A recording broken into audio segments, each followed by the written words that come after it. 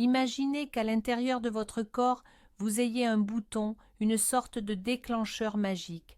En appuyant dessus, vous lancez un processus de grand nettoyage. Vos cellules se mettent à dévorer les vieux déchets, les protéines abîmées et éliminent tout ce qui les empêche de travailler correctement. Ça sonne comme de la pure science-fiction, et si je vous disais que ce bouton, c'est le jeûne? Aujourd'hui, Internet déborde d'histoires de rajeunissement miraculeux grâce au jeûne. Mais juste à côté, on trouve des récits d'erreurs fatales. Surtout quand il s'agit de personnes de 60 ans et plus. Alors, quelle est la vérité? Le jeûne pour les seniors, est-ce vraiment la voie vers un corps neuf et un esprit clair, ou est-ce une forme de roulette russe avec votre santé? Dans cette vidéo, nous allons décortiquer tous les mythes et les faits. Nous allons peser sur la balance de la science le rajeunissement potentiel et les risques mortels. Et je vous le promets, à la fin de cet exposé, vous saurez précisément si le jeûne est votre allié dans la lutte pour la longévité ou si c'est un ennemi qu'il faut éviter à tout prix. D'ailleurs, vous êtes-vous déjà demandé pourquoi une même pratique peut en guérir un et en blesser gravement un autre? La réponse pourrait bien vous choquer. Avant de plonger dans la science moderne, faisons un pas en arrière. Le jeûne n'est pas une nouvelle mode lancée par la Silicon Valley, c'est une pratique millénaire. Pratiquement toutes les religions du monde, du christianisme et de l'islam au bouddhisme et au judaïsme, intègrent des périodes d'abstinence de nourriture. Les Grecs anciens, y compris Hippocrate, le père de la médecine, croyaient que l'abstinence purifiait le corps et l'esprit. C'était un outil de nettoyage spirituel et physique. Mais ce qui était une pratique intuitive pour nos ancêtres a reçu une puissante justification scientifique au XXIe siècle. Le moment clé fut la découverte du scientifique japonais Yoshinori Ohsumi. En 2016, il a reçu le prix Nobel pour avoir décrypté les mécanismes de la autophagie. Ce mot, qui se traduit littéralement par autodévoration ou auto-nettoyage, est devenu la clé de la compréhension de ce qui se passe dans notre corps lorsque nous arrêtons de manger. Ohsumi a montré que le manque de nourriture est le signal pour que les cellules commencent à recycler leurs propres déchets. Cette découverte a transformé une ancienne pratique en un des sujets les plus brûlants de la biomédecine moderne. Mais voici le paradoxe. Nos ancêtres étaient beaucoup plus actifs physiquement et mangeaient des aliments différents, tandis que la personne âgée d'aujourd'hui vit dans des conditions radicalement différentes. C'est pourquoi copier aveuglément des pratiques ancestrales ou suivre les conseils de jeunes biohackers peut mener à une véritable catastrophe. Analysons ensemble comment ce mécanisme fonctionne exactement et où se situe la mince ligne entre le bénéfice réel et le danger. Alors, attaquons-nous tout de suite au sujet principal, cette magie qu'on appelle l'autophagie. Qu'est-ce que c'est, en termes simples? Imaginez que votre cellule est une petite ville pleine de vie. Elle a ses centrales électriques, les mitochondries, ses usines à protéines, les ribosomes et son propre système de transport. Avec le temps, les déchets s'accumulent dans cette ville, de vieilles pièces cassées, des résidus de production, des structures endommagées. Si personne ne ramasse ces débris, la ville sombre dans le chaos, son fonctionnement est perturbé et elle finit par décliner. L'autophagie est précisément ce service de nettoyage municipal. Quand la cellule subit un stress, par exemple pendant un jeûne, elle active des mécanismes spécifiques. Elle forme des sacs membranaires spéciaux, que l'on nomme les autophagosomes. Ceux-ci, un peu comme des camions poubelles, circulent dans la cellule et collectent toute cette ferraille, mitochondries abîmées, protéines mal repliées, restes de virus. Ensuite, ils amènent ces déchets à l'usine de recyclage de la cellule, le lysosome. À l'intérieur, des enzymes puissantes démontent tout ce bazar pour en extraire les briques élémentaires, acides aminés, acides gras. Et le plus incroyable, c'est que la cellule ne les jette pas. Elle les réutilise immédiatement pour construire de nouvelles structures saines et pour produire de l'énergie.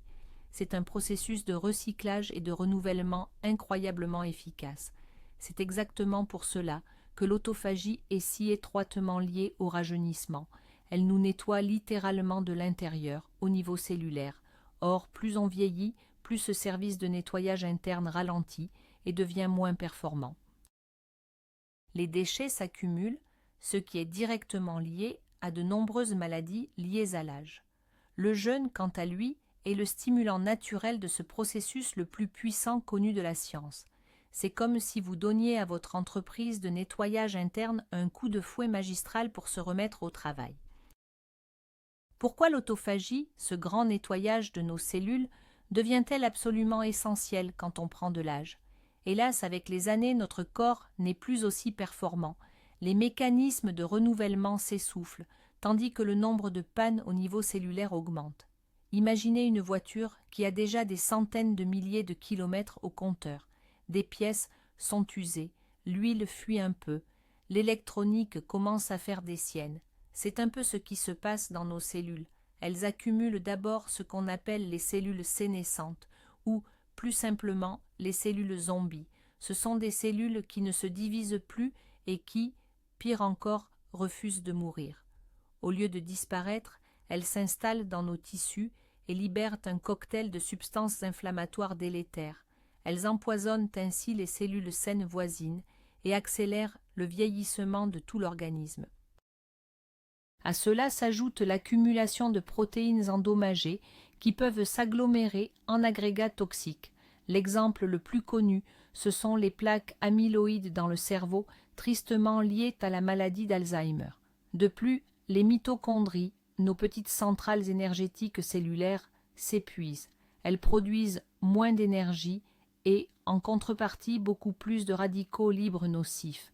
Tous ces débris cellulaires sont l'une des causes fondamentales du vieillissement et du développement des maladies liées au grand âge, qu'il s'agisse de problèmes cardiovasculaires, de diabète, de neurodégénérescence ou de cancer. Et c'est là que l'autophagie entre en scène. Quand on est jeune, elle travaille activement pour maintenir la propreté. Mais avec l'âge, son activité ralentit fortement. Le jeûne, lui, permet d'activer ce mécanisme de manière forcée et à plein régime. Il oblige le corps à se débarrasser de ces fameuses cellules zombies, à démonter les regroupements de protéines toxiques et à recycler les mitochondries défectueuses. Ce n'est pas juste un petit coup de propre, c'est un processus fondamental capable d'inverser certains mécanismes du vieillissement à l'échelle la plus basique, celle de la cellule. Quand on évoque la jeunesse, on pense souvent à l'apparence, une peau tonique, des muscles fermes, mais tout cela repose sur l'action de certaines hormones. L'une des plus cruciales est la somatotropine, qu'on appelle aussi l'hormone de croissance humaine. Beaucoup pensent à tort qu'elle n'est essentielle que pendant l'enfance et l'adolescence lors de la croissance. C'est une idée largement fausse. À l'âge adulte et surtout chez les seniors, l'hormone de croissance assure des fonctions vitales de maintien et de réparation des tissus. Elle est responsable de la préservation de notre masse musculaire. Elle soutient la densité osseuse, participe à la combustion des graisses et influence notre bien-être général ainsi que notre niveau de vitalité.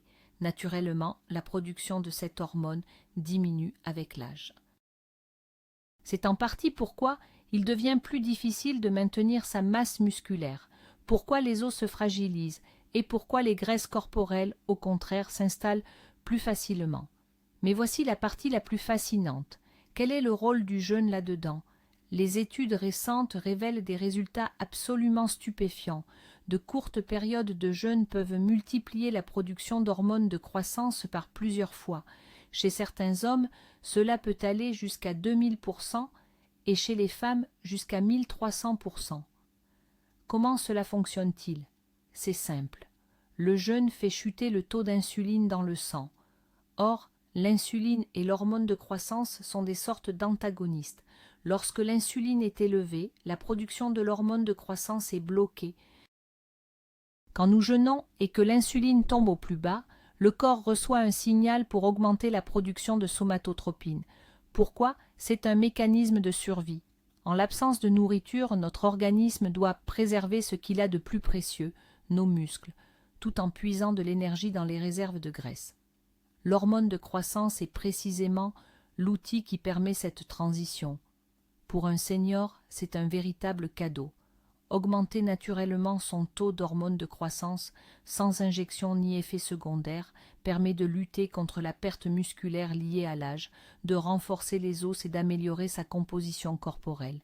C'est là un argument de plus, et non des moindres, en faveur du jeûne comme véritable instrument de rajeunissement. Parlons de ce fléau silencieux qui nous menace souvent après un certain âge. J'ai nommé la résistance à l'insuline. Qu'est-ce que c'est concrètement ? Visualisez vos cellules comme des petites maisons. L'insuline, elle, est la clé qui ouvre leurs portes pour laisser entrer le glucose, notre carburant vital. Quand nous mangeons, surtout les glucides, le taux de glucose monte dans le sang. Le pancréas produit alors l'insuline pour faire son travail de portier et ouvrir ses portes. Mais si nous mangeons trop souvent, et surtout trop de sucreries ou de produits raffinés, le pancréas doit fournir sans cesse plus d'insuline. Les cellules entendent le coup de sonnette en permanence et, à la longue, elles se lassent. C'est comme si les serrures de ces petites maisons finissaient par rouiller. C'est cela, la résistance à l'insuline. Les cellules deviennent sourdes aux signaux de la clé. Le glucose ne peut plus entrer, et son taux reste désespérément élevé dans le sang. C'est la voie directe vers le prédiabète, puis le diabète de type 2, une véritable épidémie dans notre tranche d'âge. Mais les conséquences vont bien au-delà du simple diabète. Ce surplus d'insuline et de glucose provoque une inflammation chronique, endommage nos vaisseaux sanguins, entraîne une prise de poids, notamment la graisse viscérale autour du ventre, et augmente significativement le risque cardiovasculaire, voire de certains cancers. Alors, comment le jeûne intermittent peut-il nous aider ? Il agit comme un véritable redémarrage pour tout l'organisme. Quand nous n'apportons pas de nourriture, le niveau de glucose chute. Le pancréas prend un repos bien mérité et n'a plus besoin de produire d'insuline. Le taux d'insuline dans le sang redescend à son niveau de base. Cela donne un répit salvateur à nos cellules. Elles se remettent à entendre le signal discret de l'insuline. Leur sensibilité se restaure. C'est un peu comme si l'on graissait les serrures rouillées. Même de courtes périodes de jeûne intermittent, par exemple le fameux 16-8, 16 heures de jeûne pour 8 heures de repas, peuvent améliorer cette sensibilité de manière spectaculaire. Pour nous, les seniors, c'est l'une des méthodes les plus puissantes pour prévenir et même inverser les désordres métaboliques qui sont souvent à l'origine de la plupart des maladies liées à l'âge. On entend souvent parler d'inflammation et on l'associe d'emblée à quelque chose de néfaste. Pourtant, l'inflammation aiguë est, au fond, un mécanisme absolument vital pour notre survie. Si vous vous coupez le doigt, la zone rougit et gonfle. C'est votre système immunitaire qui se lance dans la bataille contre les microbes pour initier le processus de guérison. Le véritable problème, c'est quand cette inflammation devient chronique, silencieuse, de bas grade. Imaginez qu'un petit feu couve en permanence au sein de votre organisme. Ce feu n'est pas assez intense pour provoquer des symptômes évidents, mais il endommage lentement mais sûrement vos tissus et vos organes. C'est cela qu'on appelle l'inflammation chronique. Aujourd'hui, les scientifiques le considèrent comme l'un des principaux moteurs du vieillissement et la cause profonde de la majorité des maladies chroniques, l'athérosclérose, les troubles cardiaques, l'arthrite, le diabète, les maladies neurodégénératives et même le cancer. Alors, qu'est-ce qui attise les flammes ? Une alimentation déséquilibrée, trop riche en sucre et en produits ultra transformés, le manque de sommeil, le stress, l'excès de poids, surtout la graisse abdominale, la fameuse graisse viscérale. Avec l'âge, la capacité du corps à maîtriser ses réactions inflammatoires diminue. Ce processus que les spécialistes nomment inflammaging, la contraction d'inflammation et de vieillissement, prend alors de l'ampleur. Comment le jeûne peut-il nous aider à éteindre cet incendie intérieur ? Premièrement, nous le savons, le jeûne réduit l'insulinorésistance et normalise la glycémie. Or, un taux de sucre élevé est l'un des principaux facteurs déclencheurs du processus inflammatoire. Deuxièmement, le jeûne favorise la combustion de la graisse viscérale, qui est une véritable usine à molécules pro-inflammatoires. Troisièmement, pendant la période de jeûne, le corps utilise les corps cétoniques comme source d'énergie. Les cétones ne sont pas seulement un carburant, elles possèdent de puissantes propriétés anti-inflammatoires en supprimant l'activité de certains gènes responsables de l'inflammation. Enfin, le processus d'autophagie, activé par la restriction calorique, permet de nettoyer les débris cellulaires. Ce ménage est essentiel car ces déchets sont eux-mêmes susceptibles de provoquer une réponse immunitaire et donc de l'inflammation. En conclusion, le jeûne s'attaque à l'inflammation chronique sur plusieurs fronts simultanément, aidant notre corps à se refroidir et à enrayer ces processus destructeurs. Notre cerveau est l'organe le plus gourmand en énergie. Il ne représente qu'environ 2% de notre poids corporel, mais il consomme pourtant jusqu'à 20% de toute l'énergie que nous utilisons. Avec l'âge, son fonctionnement peut se dégrader. Nous commençons à oublier des noms, il devient plus difficile de se concentrer, et dans les cas les plus graves, des maladies redoutables comme Alzheimer et Parkinson peuvent apparaître. Le jeûne pourrait-il servir de protection à notre cerveau ? Les résultats des recherches sont en tout cas extrêmement prometteurs. Le carburant principal de notre cerveau, c'est le glucose. Mais quand celui-ci vient à manquer, par exemple lors d'un jeûne, le foie commence à fabriquer un carburant alternatif à partir des graisses, les corps cétoniques. Il s'avère que pour un cerveau vieillissant, ces corps cétoniques peuvent être une source d'énergie encore plus propre et plus efficace que le glucose lui-même. C'est un peu comme passer d'une essence ordinaire à un carburant de très haute qualité. Mais ce n'est pas tout. Le jeûne déclenche la production d'une substance étonnante appelée facteur neurotrophique dérivé du cerveau, ou BDNF. Les scientifiques le surnomment l'engrais du cerveau. Le BDNF stimule la croissance de nouveaux neurones, un processus nommé neurogenèse. Il renforce les connexions existantes entre eux, les synapses, et protège les cellules nerveuses des dommages. Un niveau élevé de BDNF est associé à une bonne mémoire, à une meilleure capacité d'apprentissage et à une protection contre la dépression. Or, sa production diminue avec l'âge et le jeûne est l'un des moyens les plus puissants pour la relancer. De plus, l'autophagie, dont nous avons déjà tant parlé, joue un rôle essentiel dans le nettoyage du cerveau. Elle élimine les dépôts protéiques toxiques comme la bêta-amyloïde et la protéine tau, qui sont les marqueurs de la maladie d'Alzheimer. Imaginez que le jeûne active dans votre cerveau une véritable équipe de nettoyage qui recherche et recycle spécifiquement ces dangereux déchets. Ainsi, le jeûne peut protéger notre cerveau selon 3 axes, lui fournir un carburant de qualité supérieure, stimuler son renouvellement et sa croissance, et enfin le nettoyer de ses toxines. Pour toute personne qui souhaite maintenir une parfaite clarté d'esprit jusqu'à un âge avancé, cette stratégie peut s'avérer inestimable. Les maladies cardiovasculaires sont le fléau numéro 1 dans le monde, et nous, les seniors, y sommes particulièrement vulnérables. Tension artérielle élevée, trop de mauvais, cholestérol, athérosclérose, ce sont des problèmes malheureusement familiers pour beaucoup d'entre nous. Mais alors, comment le jeûne peut-il influencer positivement la santé de notre moteur principal, le cœur? Voyons cela point par point. Le premier facteur, et non des moindres, c'est la pression artérielle. Les études récentes indiquent que le jeûne intermittent peut aider à la faire baisser. Cela s'explique par plusieurs mécanismes. Premièrement, la sensibilité à l'insuline s'améliore, ce qui a un effet bénéfique direct sur l'élasticité de nos vaisseaux. Deuxièmement, le jeûne agit sur notre système nerveux autonome, favorisant la détente et la relaxation des artères. Le deuxième grand axe, c'est notre profil lipidique, c'est-à-dire les niveaux de cholestérol et de triglycérides dans le sang. Le jeûne contribue à diminuer les triglycérides, ces graisses sanguines dont la concentration élevée est un facteur de risque majeur. De plus, il fait baisser le taux de lipoprotéines de basse densité, le fameux mauvais cholestérol, celui qui forme les plaques sur les parois des vaisseaux. En parallèle, le bon cholestérol, les lipoprotéines de haute densité, restent stables voire peut augmenter. Le troisième aspect concerne le stress oxydatif et l'inflammation.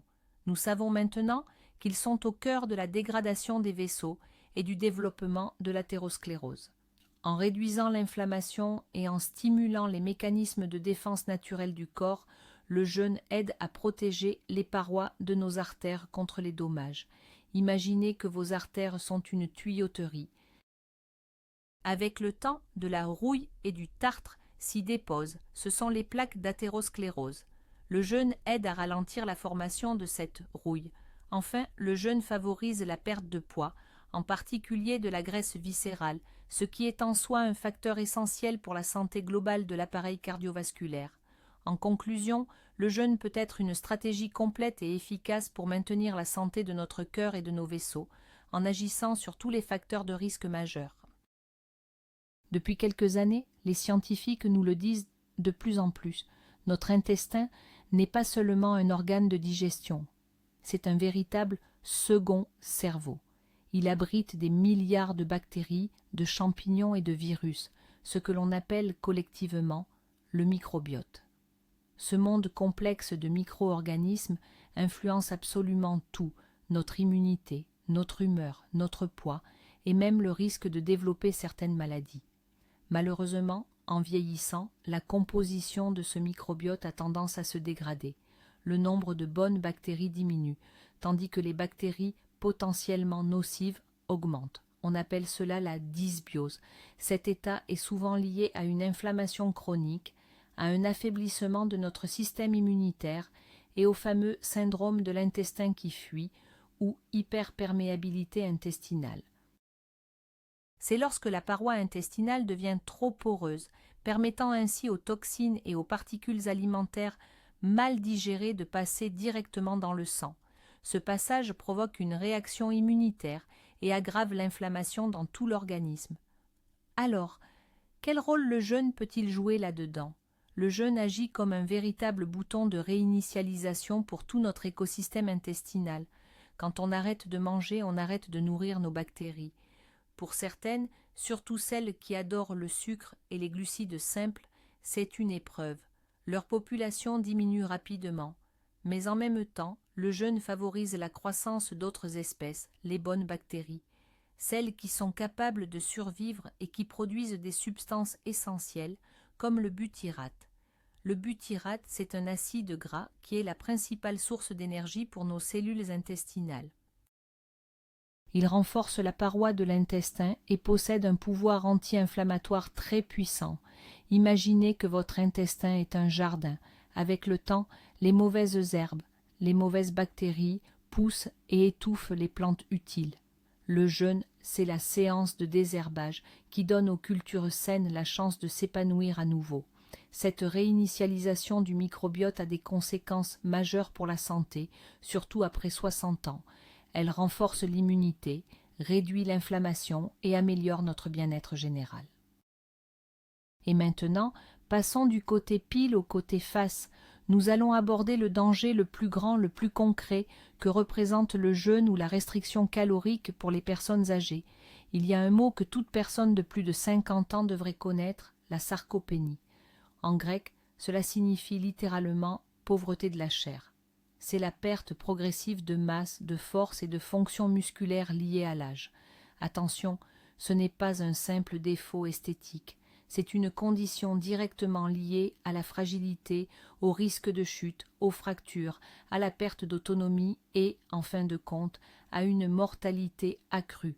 Les muscles ne servent pas qu'à la force physique, ce sont nos organes métaboliques principaux. Ils consomment du glucose, jouent un rôle essentiel dans le système immunitaire et sont une réserve vitale d'acides aminés. Nous commençons à perdre de la masse musculaire dès l'âge de 30 ans, à raison d'environ 1% par an. Après 60 ans, ce processus s'accélère dramatiquement. Si nous ne faisons rien, nous pouvons perdre jusqu'à la moitié de nos muscles d'ici l'âge de 80 ans. Imaginez maintenant que l'on ajoute le jeûne à ce tableau déjà peu favorable. Toute restriction calorique, surtout si elle est faite sans apport suffisant en protéines et sans entraînement musculaire adapté, entraîne inévitablement la perte non seulement de graisse mais aussi de muscles. Pour une personne jeune ayant une bonne réserve musculaire, ce n'est peut-être pas si critique. Mais pour un senior où chaque gramme de muscle compte, cela peut se transformer en catastrophe. La perte d'une infime quantité de tissu musculaire peut être la goutte d'eau de trop, faisant basculer la personne d'un état de relative vigueur vers un état de fragilité prononcée. Il deviendra plus difficile de se lever d'une chaise, de porter les sacs de course, de monter les escaliers. Le risque de chute et de fracture du col du fémur, souvent fatal pour beaucoup de nos aînés, augmente considérablement.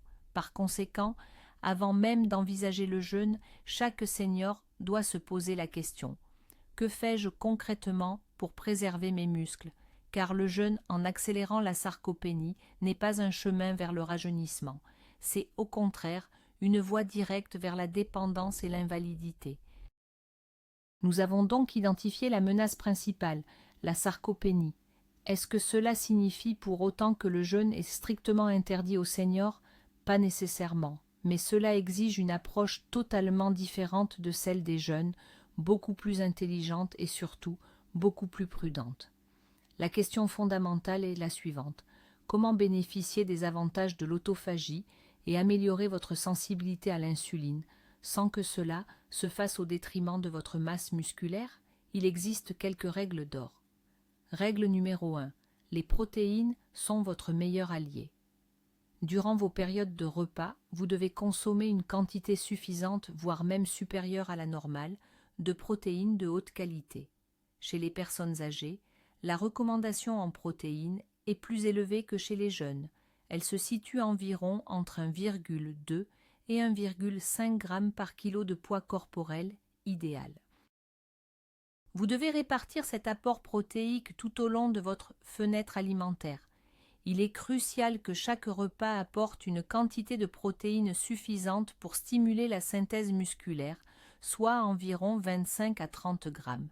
Les sources doivent être complètes: viande, volaille, poisson, œufs ou encore produits laitiers comme le fromage blanc. Règle numéro 2. L'entraînement en résistance n'est pas un luxe, c'est une nécessité vitale. Rien ne préserve les muscles aussi efficacement que le travail avec des charges. Cela peut prendre la forme d'haltères, d'élastiques de résistance ou même simplement d'exercices au poids du corps. L'entraînement en résistance envoie un signal extrêmement puissant à votre corps. Il lui indique que ses muscles sont indispensables et qu'il ne doit surtout pas les décomposer pour les utiliser comme carburant pendant le jeûne. L'idéal est de s'y adonner 2 à 3 fois par semaine. Règle numéro 3.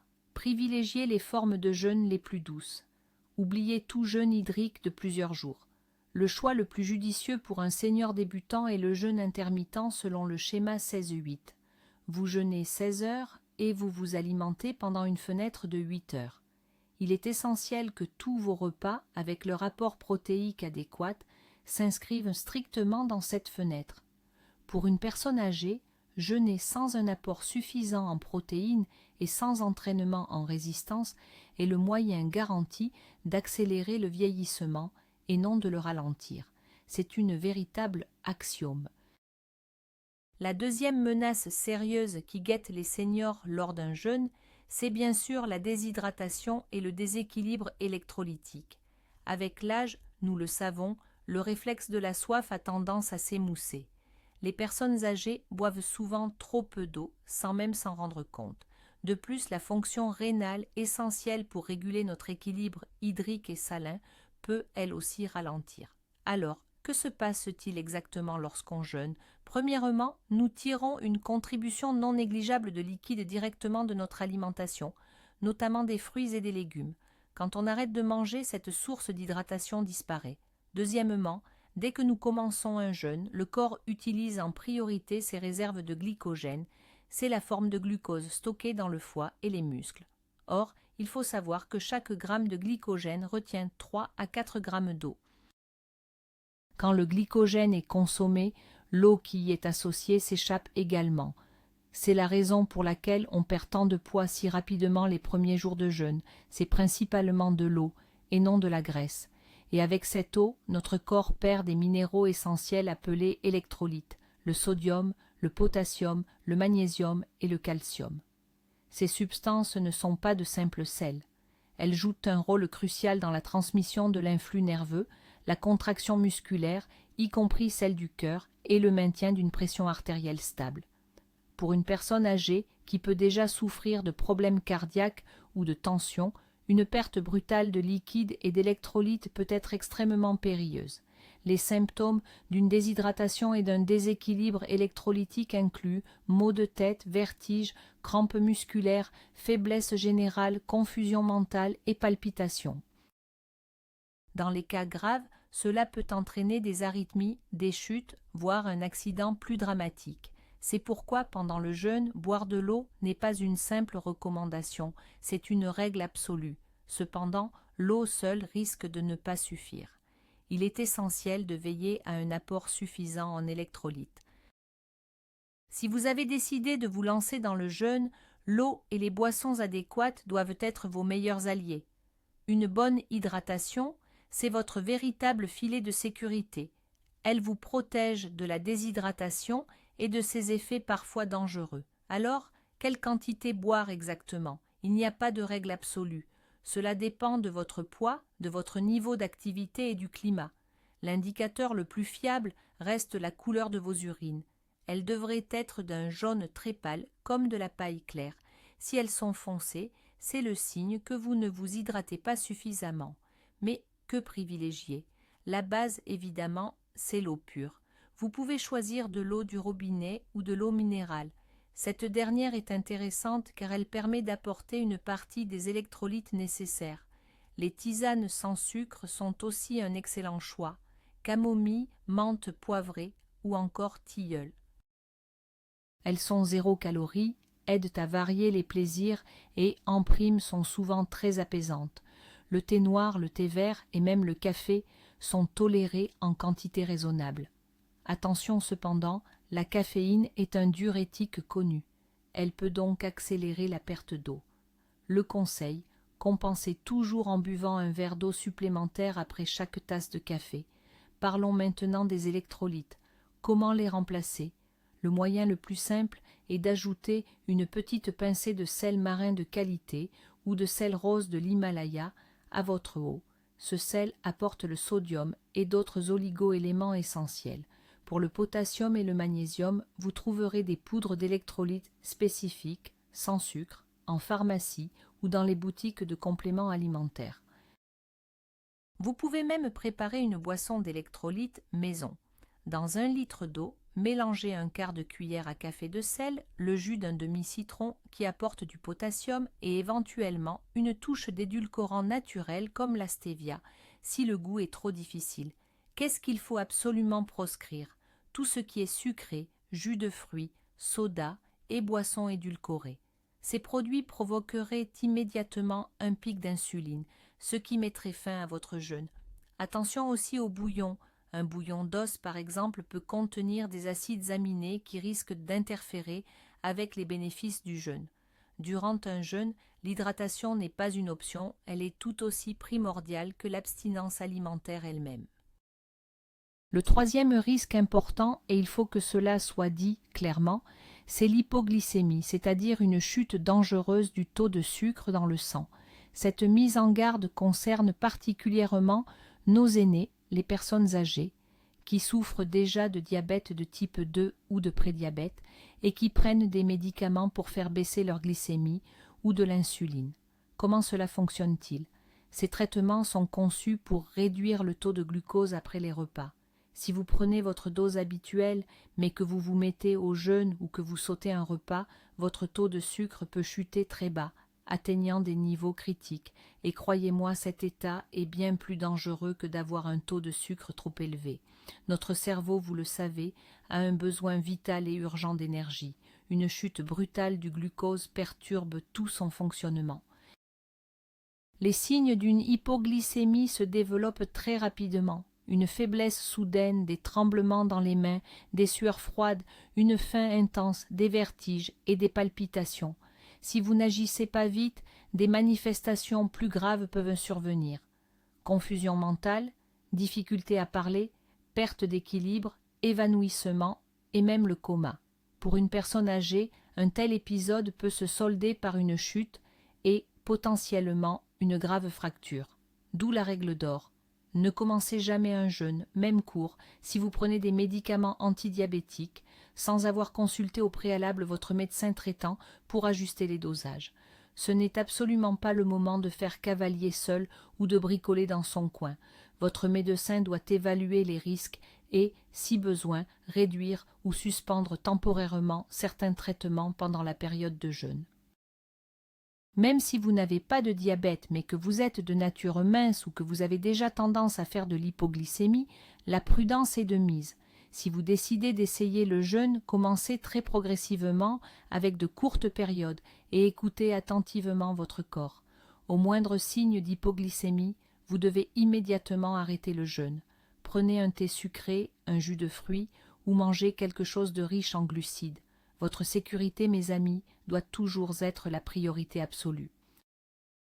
Quand on parle d'alimentation, on se concentre presque toujours sur les grandes lignes, les calories, les protéines, les graisses et les glucides. Mais on a tendance à oublier ces éléments microscopiques, mais absolument vitaux, les vitamines et les minéraux. Ils ne nous fournissent pas d'énergie, mais sans eux, aucune réaction chimique n'est possible dans notre corps. Pensez-y comme aux bougies d'allumage dans le moteur d'une voiture.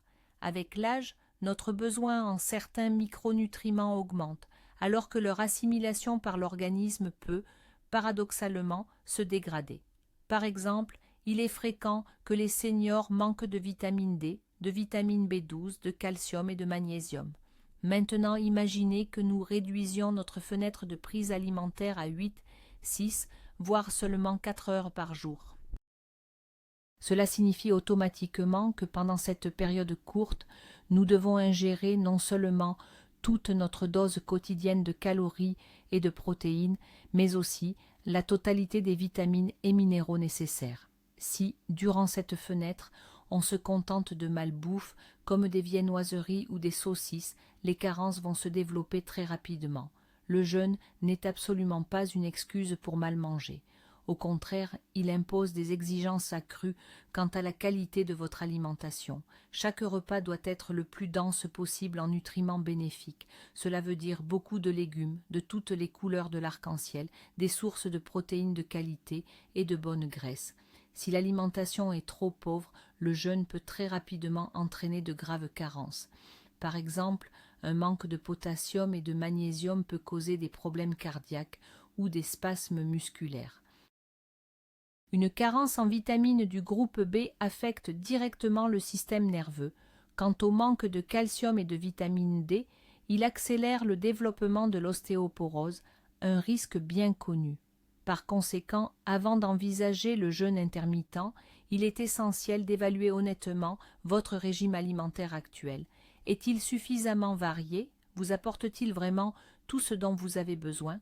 Il serait peut-être pertinent de faire un bilan sanguin pour vérifier vos niveaux de vitamines et minéraux et, si nécessaire et sur avis médical, envisager la prise de suppléments. Jeûner, alors que vous souffrez déjà de carences bien établies, c'est prendre le risque d'aggraver votre santé et non de l'améliorer. Si, après tout ce que vous avez entendu, vous décidez quand même de vous lancer dans le jeûne, une question se pose. Par où commencer? Pour un senior, la réponse est simple et sans ambiguïté. Il faut débuter par la forme la plus douce et la plus sûre, c'est-à-dire le jeûne intermittent selon le schéma 16 heures sur 8. Qu'est-ce que cela signifie concrètement? Cela divise votre journée en 2 périodes. La première est une période de jeûne de 16 heures, durant laquelle vous ne buvez que de l'eau, des tisanes ou du café noir sans sucre. La seconde est une fenêtre alimentaire de 8 heures, pendant laquelle vous prenez tous vos repas. Par exemple, vous pourriez prendre votre petit déjeuner à 10 heures du matin et votre dîner à 6 heures du soir. Ou, si vous préférez sauter le petit déjeuner, votre premier repas pourrait être à midi et le dernier à 20 heures. L'essentiel est de respecter ces 16 heures sans aucune calorie. Pourquoi ce schéma est-il considéré comme le plus adapté aux débutants, surtout pour les aînés? Premièrement, il est beaucoup plus facile à supporter psychologiquement. Après tout, vous passez la majeure partie de la période de jeûne à dormir. Deuxièmement, 16 heures suffisent à faire baisser votre taux d'insuline et à enclencher les processus initiaux d'autophagie. De plus, le risque d'effets secondaires graves, comme l'hypoglycémie ou un déséquilibre électrolytique majeur, est minime comparé au jeûne plus long. Troisièmement, cette fenêtre de 8 heures permet largement de prendre 2 à 3 repas complets. Vous pouvez ainsi obtenir tous les nutriments, les protéines et les calories nécessaires, ce qui est crucial pour éviter les carences et prévenir la sarcopénie. Il est essentiel d'adopter ce régime progressivement. Inutile de se jeter dans le grand bain. Vous pouvez commencer par 12 heures de jeûne, puis augmenter à 14 heures, et seulement ensuite, une fois que votre corps s'est adapté, passer aux 16 heures. Surtout, soyez toujours à l'écoute de votre corps. Si vous ressentez une grande faiblesse, des vertiges ou des nausées, c'est un signal d'alarme. Il faut s'arrêter ou faire marche arrière. La méthode 16/8 n'est pas un sprint, c'est un marathon. Il s'agit d'un changement dans votre hygiène de vie et non d'un simple régime à court terme. Dans l'univers du jeûne intermittent, il existe des méthodes encore plus exigeantes et strictes. Prenons l'exemple du jeûne de 24 heures, souvent appelé la méthode mange-arrête-mange, eat-stop-eat. Le principe est simple. 1 ou 2 fois par semaine, vous choisissez de ne rien manger pendant 24 heures complètes. Par exemple, vous dînez à 19 heures le lundi et votre prochain repas ne sera que le dîner à 19 heures le mardi. Une version encore plus extrême est le protocole OMAD pour One Meal a Day, soit un seul repas par jour. Avec cette approche, vous vous accordez seulement 1 heure pour manger et vous jeûnez les 23 autres heures de la journée. On pense que ces méthodes plus dures stimulent une autophagie plus profonde et offrent des résultats plus marqués en matière de perte de poids et d'amélioration de la sensibilité à l'insuline. Mais attention, pour nos aînés, ces protocoles comportent des risques beaucoup plus élevés. Premièrement, tenir 24 heures sans manger est souvent très difficile, tant physiquement que psychologiquement. Le risque d'hypoglycémie, de déshydratation et de fatigue extrême augmente considérablement. Deuxièmement, et c'est là le point le plus important, il devient extrêmement difficile, avec de tels régimes, d'absorber tous les nutriments nécessaires en une seule prise. Imaginez devoir consommer entre 1500 et 2000 calories, 100 grammes de protéines, plus une grande quantité de légumes et de bonnes graisses, tout ça en un seul repas. Pour une personne âgée, qui a souvent moins d'appétit et une digestion plus lente, cela relève de la mission impossible. Le résultat, ces jeûnes conduisent presque à coup sûr à des carences en protéines et en micronutriments, ce qui malheureusement accélère la perte de masse musculaire. C'est pourquoi, pour la grande majorité des seniors, ces méthodes de jeûne extrême ne sont pas recommandées et peuvent même être dangereuses. Elles ne devraient être envisagées que dans des cas très exceptionnels, sous la surveillance très stricte d'un médecin expérimenté, et seulement chez ceux qui pratiquent déjà des formes de jeûne beaucoup plus douces et qui n'ont aucune contre-indication. Pour tous les autres, cela représente un risque inutile et injustifié. Même si le jeûne présente des avantages potentiels, il ne faut jamais le considérer comme une panacée universelle. Et surtout, il y a des catégories de personnes pour qui ce n'est pas seulement déconseillé, c'est formellement interdit. Tenter de jeûner dans ces conditions peut entraîner des conséquences graves, voire irréversibles pour la santé. Alors, soyons précis, qui doit absolument s'abstenir de jeûner? Premièrement, et c'est le cas le plus évident, les personnes en insuffisance pondérale avec un indice de masse corporelle inférieur à 18,5. Si vous êtes trop maigre, vous n'avez pas de réserve de graisse suffisante. Votre corps se mettrait alors très vite à détruire les muscles et même les organes vitaux pour trouver l'énergie nécessaire. Deuxièmement, toutes les personnes ayant des antécédents de troubles du comportement alimentaire tels que l'anorexie ou la boulimie. Le jeûne risque d'être un déclencheur, de raviver ces maladies psychiques très sérieuses. Troisièmement, bien sûr, les femmes enceintes ou qui allaitent. Durant ces périodes cruciales, l'organisme a besoin d'un apport nutritif constant et suffisant pour assurer le bon développement du bébé. Quatrièmement, les personnes atteintes de maladies chroniques graves, surtout si elles sont en phase de décompensation. On parle ici d'insuffisance cardiaque, rénale ou hépatique sévère, ou de diabète de type 1 non contrôlé. Le jeûne représente un stress énorme, une épreuve insurmontable pour un corps déjà affaibli, et cela aggraverait la maladie principale. Cinquièmement, les personnes sous traitement médicamenteux spécifique. Certains médicaments doivent impérativement être pris avec de la nourriture pour être absorbés correctement ou pour éviter des effets secondaires dangereux à jeun. Par exemple, certains anti-inflammatoires non stéroïdiens peuvent très sérieusement endommager la muqueuse de l'estomac s'ils sont pris sans repas.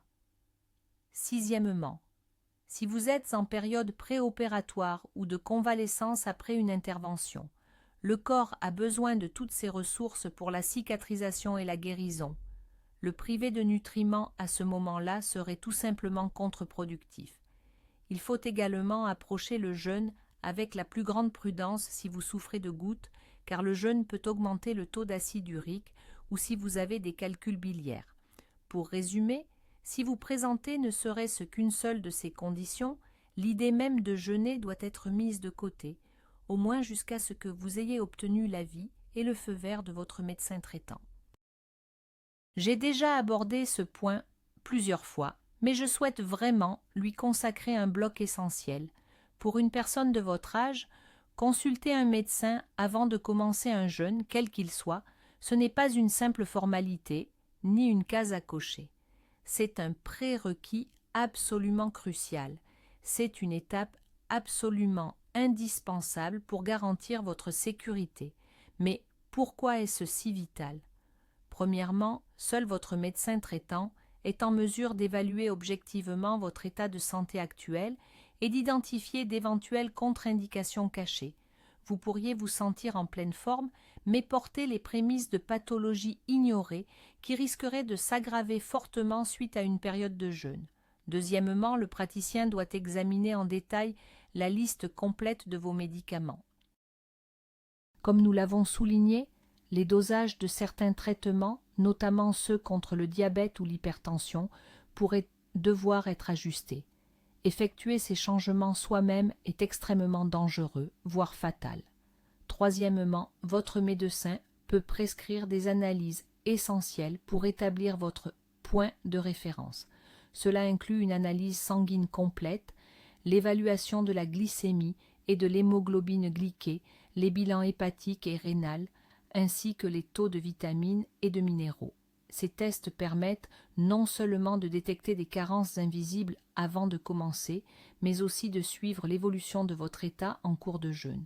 Que devez-vous aborder précisément lors de cette consultation ? Décrivez clairement le type de jeûne que vous envisagez. Soyez honnête sur votre alimentation habituelle et votre niveau d'activité physique. Passez en revue toutes vos maladies chroniques et l'ensemble de vos traitements. Posez des questions franches. Est-ce que le jeûne intermittent est sécuritaire dans mon cas ? Quels sont les risques spécifiques liés à mon profil ? Quels sont les symptômes d'alerte auxquels je dois faire particulièrement attention ? À quelle fréquence devrais-je faire contrôler mes analyses ? Si votre médecin n'est pas familier avec le jeûne, s'il minimise votre démarche ou, à l'inverse, s'il l'approuve sans examen préalable, c'est le moment de chercher un autre spécialiste plus compétent.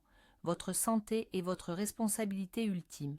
Aborder une modification aussi sérieuse du fonctionnement de votre corps nécessite une prise de conscience maximale et beaucoup de prudence. Nous avons longuement abordé les aspects physiologiques du jeûne, mais il est facile d'en négliger l'impact psychologique. Toute forme de restriction, tout abandon de nos habitudes génère un stress, tant pour notre organisme que pour notre psychisme.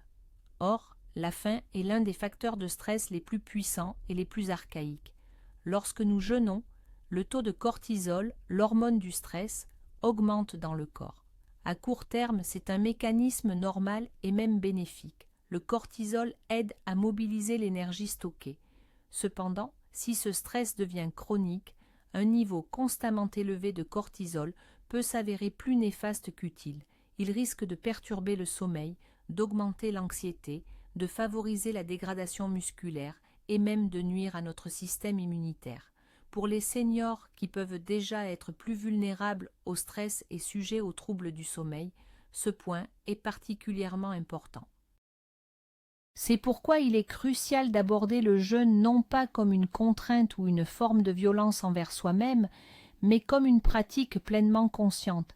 Si vous êtes constamment obsédé par la nourriture, si vous vous sentez irritable, de mauvaise humeur, ou si la faim vous réveille la nuit, le protocole que vous avez choisi est sans doute trop rigoureux.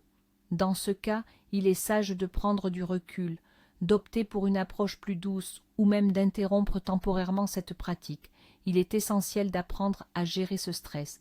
Des techniques comme la méditation, les exercices de respiration ou de simples promenades au calme en plein air peuvent s'avérer très utiles. Il est tout aussi important de ne pas faire du jeûne un culte obsessionnel et de ne pas se blâmer en cas d'écart. Si vous n'avez pas réussi à tenir l'intervalle prévu, ce n'est pas un drame. Reprenez simplement votre rythme le jour suivant. Le confort psychologique est aussi fondamental que les indicateurs physiologiques. Si le jeûne se transforme en une torture quotidienne, il perd tout son bénéfice. Rappelez-vous que l'objectif est d'améliorer votre santé et votre qualité de vie, et non de vous imposer une nouvelle source de stress et d'anxiété. Écoutez non seulement votre estomac, mais surtout votre état émotionnel. Figurez-vous que vous avez réussi à tenir votre période de jeûne, que ce soit un jeûne intermittent de 16 heures ou une journée complète de 24 heures. Vous vous sentez léger, vous êtes fier de vous. On pourrait penser que le plus difficile est derrière nous, mais attention, c'est une erreur dangereuse. Une mauvaise reprise alimentaire peut non seulement annuler tous les bénéfices de ce jeûne, mais aussi causer des dommages sérieux à votre santé. C'est particulièrement vrai pour les jeûnes qui durent plus de 24 heures. Il existe un état très dangereux qu'on appelle le syndrome de renutrition ou refeeding syndrome. Quand le corps n'a pas reçu de nourriture pendant un certain temps, le taux de minéraux essentiels dans le sang, notamment le phosphore, le potassium et le magnésium, diminue. Si, juste après, vous mangez brusquement un plat copieux, surtout s'il est très riche en glucides, cela provoque une énorme décharge d'insuline. L'insuline fait rentrer le sucre dans les cellules, mais elle entraîne avec elle ce qui reste de ces minéraux. Leur taux sanguin chute alors à des niveaux critiques. Cela peut entraîner de graves problèmes cardiaques, respiratoires ou nerveux. Pour un organisme plus fragile comme celui d'une personne âgée, cela peut même être fatal. C'est pourquoi la règle d'or quand on rompt le jeûne, c'est douceur et modération. Il ne faut absolument pas se jeter sur la nourriture. Votre système digestif était au repos. Il doit être redémarré en douceur. Par quoi commencer ? Le premier repas idéal doit être très léger et ne surtout pas provoquer de pic d'insuline. Cela peut être une petite salade de légumes frais, assaisonnée à l'huile d'olive, une bonne soupe de légumes mixés, ou même un peu de choucroute crue pour aider à rétablir la flore intestinale avec de bonnes bactéries. 1 heure ou 1 heure et demie plus tard, vous pourrez ajouter une source de protéines. Par exemple, un petit morceau de poulet ou de poisson cuit à la vapeur ou quelques œufs brouillés. Il faut impérativement s'abstenir de glucides rapides dans les premières heures. Pas de pain, pas de sucreries et pas de fruits trop riches en sucre à index glycémique élevé. La taille de la portion est essentielle, elle doit être minuscule. N'oubliez pas que votre objectif n'est pas de vous remplir l'estomac, mais de ramener votre corps en toute sécurité à un rythme alimentaire normal et régulier.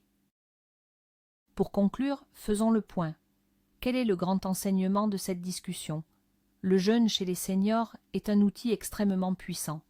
Il porte en lui un potentiel d'amélioration spectaculaire, mais aussi des risques non négligeables, voire graves.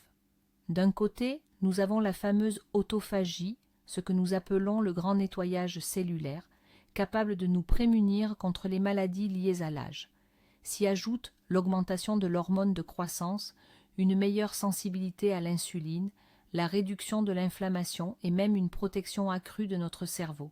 Ce sont là des mécanismes réels, prouvés par la science, qui peuvent véritablement prolonger notre longévité active.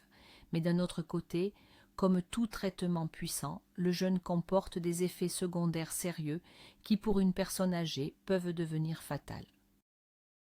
L'ennemi principal, c'est la sarcopénie, c'est-à-dire la perte de notre précieuse masse musculaire, synonyme de fragilité et de perte d'autonomie.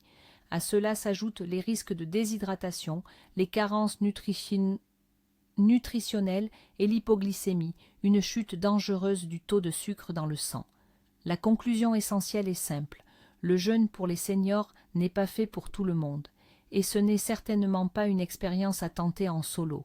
C'est un véritable travail d'orfèvre. Cela exige des connaissances précises, une grande prudence, un suivi médical obligatoire et surtout une approche parfaitement individualisée. Il n'existe pas de formule magique universelle. Ce qui sera un élixir de jouvence pour l'un pourrait se transformer en tragédie pour l'autre. Traitez donc votre santé comme votre bien le plus précieux. Informez-vous, analysez, mais consultez toujours des professionnels de la santé. Merci d'avoir regardé cette vidéo importante jusqu'au bout. Si ce contenu vous a été utile, n'hésitez pas à laisser un j'aime et à vous abonner à la chaîne pour ne manquer aucun de nos prochains décryptages sur des sujets de santé complexes. J'aimerais maintenant vous poser une question. Partagez votre expérience ou votre avis dans les commentaires. Selon vous, le jeûne en vaut-il la chandelle? Êtes-vous prêt à envisager la pratique du jeûne après avoir entendu toutes ces mises en garde et informations? Ouvrons ensemble une discussion honnête et constructive.